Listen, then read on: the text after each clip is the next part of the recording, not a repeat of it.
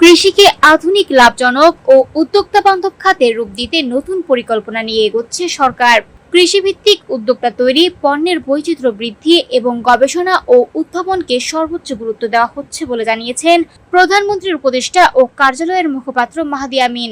রাজধানীর শেরেবাংলা কৃষি বিশ্ববিদ্যালয়ের নবাগত শিক্ষার্থীদের ওরিয়েন্টেশন অনুষ্ঠানে কৃষি কৃষ্টি কৃষি সমৃদ্ধি শীর্ষক আলোচনায় তিনি বলেন, শিক্ষার্থীদের যোগ্যতা ও আগ্রহ অনুযায়ী নিজেদের গড়ে তোলার সুযোগ নিশ্চিত করতে চায় সরকার। মাহাদি আমিন জানান, যারা গবেষণা ও উদ্ভাবনে নিজেদের নিয়োজিত করতে চান তাদের জন্য প্রয়োজনীয় অবকাঠামো, উপকরণ ও আর্থিক সহায়তা দেওয়া হবে। পাশাপাশি কৃষি ভিত্তিক সহ বিভিন্ন খাতে তরুণ উদ্যোক্তা তৈরিতেও প্রশাসনিক ও আর্থিক সহযোগিতা দেওয়ার উদ্যোগ রয়েছে। তিনি বলেন, নির্বাচনী প্রতিশ্রুতির অংশ হিসেবে দেশজুড়ে কৃষক কার্ড বাস্তবায়নের কাজ শুরু হয়েছে। এর মাধ্যমে কৃষকদের সহজ শর্তে আর্থিক সহায়তা ও ঋণ সুবিধা পৌঁছে দেওয়ার লক্ষ্য রয়েছে সরকারের।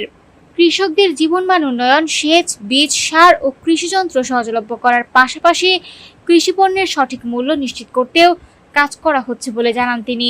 মাহাদি আমিন বলেন, শুধু উৎপাদন বাড়ানোই নয়, কৃষি পণ্যে মূল্য সংযোজন এবং আধুনিক সাপ্লাই চেইন গড়ে তোলাই এখন সময়ের দাবি।